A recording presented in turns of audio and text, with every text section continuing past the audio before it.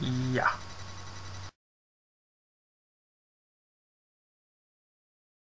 You know when you desperately want something to be good, and when you actually get your hands on it, it's a crushing disappointment. Well, that's what this guy gives to me. This is Transmetal 2 Dinobot from the Beast Wars range, and I so desperately wanted him to be an excellent toy, and he's not. Not by any stretch of the imagination. The Transmetal 2 line in general for the Beast Wars are actually quite good. I like the Transmetal 2s. They were taking the line in some really interesting experimental directions. They were trying to create an aesthetic that was more akin to Todd McFarlane style toys. They were slightly edgier, darker, had a sort of cyberpunk quality going on, where the techno-organic details were asymmetrical and they were slightly less cartoonish in their overall look. Unfortunately, this is one where the experiment has failed pretty miserably. Now, Transmetal 2 Dinobot originally appeared in the 3rd season of Beast Wars, and he was essentially a clone of the original Dinobot that was animated by half of the spark of Rampage. And right up until the very final episodes, he was fanatically loyal to Megatron. But for reasons that are really not quite explained, he has a bit of a change of spark and turns on his master and ends up helping the Maximals, just like his predecessor. Now, one thing I will say for this toy, what they've tried to do is create an undead Dinobot. They've tried to make him almost look like a skeleton or a zombie of the original Dinobot, and in that regard he succeeds really well. He actually looks quite good. Unfortunately, he is riddled with the most ridiculous design flaws ever. His ball joints are loose as hell. You can't stand him properly because these legs are too flimsy. The ball joints are utterly ridiculous, and they wear. You will notice, if you've got him, that in the joints there's a build-up of like a white plastic residue, and that's the leg wearing away against the ball joint, and eventually it's just going to snap. I mean, look at that. Look how flimsy and pathetic that is. He is not going to stand. You've also got an issue with these arms here. They're supposed to be up there, but there's nothing to fix them into, so they just flop down like that, so it looks like he's on 4 legs, which is stupid. And the most annoying thing about that is that there are ports there that were obviously meant for posts that would have come out of here, and they would have slotted up beautifully into those and then stayed in place. But no, they didn't bother to put them in, so they just flop down like that, which is really, really annoying. This particular Transmetal 2 also has a problem with his transmetalized components, if you like. These chrome pieces, that for some reason the process hasn't worked, and this is something that it's not particular to my version of Dinobot. Every single version I've ever seen has this problem. It wears away so easily, it flakes off like you wouldn't believe.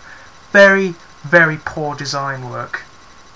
And you know, it is such a shame because he does look wonderful. He looks fantastic, and if you could just get him to stay in one piece coherently, he would be probably one of the best from the Transmetal 2 range. Unfortunately, he just doesn't. He is not coherent in any way, shape or form. He also has an issue with the legs here. Now, these claws, the big claws, are supposed to be movable. Unfortunately, they are attached to these ridiculous plastic hoses that are the same rigid plastic as the rest of the figure. So you can't actually move them without snapping them off. All that you would have had to do is make these the same rubber, flexible rubber as the tail, and that would have solved that problem. But no, they're solid plastic, so the only way to utilise this joint is to snap the bloody things. That is awful. That's just really piss poor design. Now, the details on Dinobot are really good. Like all of the Transmetal 2s, he's asymmetrical, so on one side he's got technological details, and on the other he has organic. Unfortunately, Owing to the lack of paint application on this thing when you first get him, you can't make out half of them. He's just this rather bland blue-white with the transmetalized burgundy areas. So in order to bring out some of the details, I've actually had to paint him myself. There's all of this silver here, and these parts here are details that I've had to paint on myself in order to bring them out, which is just ridiculous.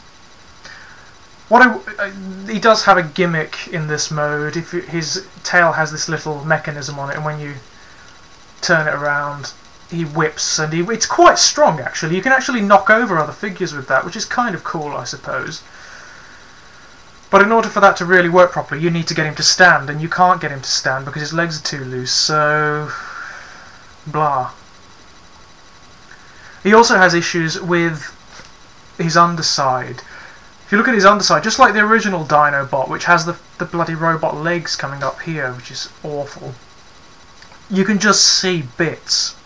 Pegs and the robot pelvis there, holes here, it's the robot head there. It's just horrible.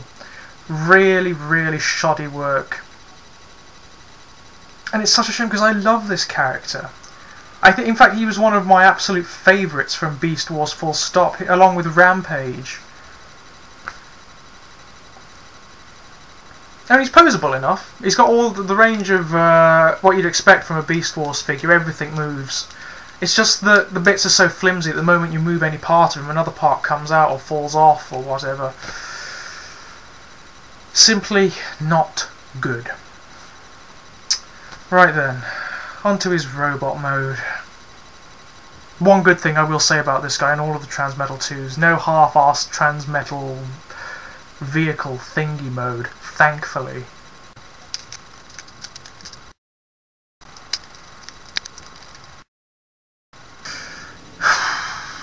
And there is Beast Wars Transmetal 2 Dinobot in his robot mode. Now one thing I will say, the robot mode is far more coherent than the Raptor mode, and it does hold together pretty well. He also has some much more attractive sculpted details in this mode. The head in particular is gorgeous. He looks wonderful. The head sculpt is far more reminiscent of the animated model than the original Dinobot is. It looks like what they've done is taken the animated model's face and sculpted it with some beautiful transmetal details and some techno-organic additions, which are very, very lovely. Unfortunately, when you get it, it's completely blue. There's nothing else to it, so you can't make out half of these details. So if you want to make them out at all, or you want to make the most of them, you're going to have to get your paints out. And there are also issues with exposed areas in this mode too. If you look down there, there is a very, very obvious post here, which is just bloody hideous. They surely could have done something to cover that up. He also has these horrible stubby little legs that are not long enough for him.